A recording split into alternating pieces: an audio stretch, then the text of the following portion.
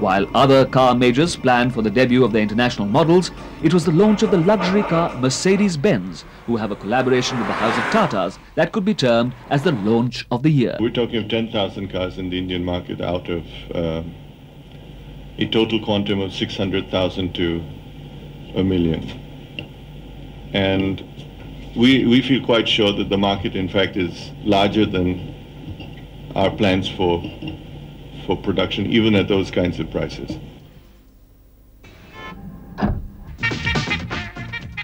In 1994, the automobile industry had been promised by international corporations of their imminent entry into the country. 1995 saw this promise fulfilled, and the big competition between the major automobile players of the world began in right earnest, this time on Indian turf.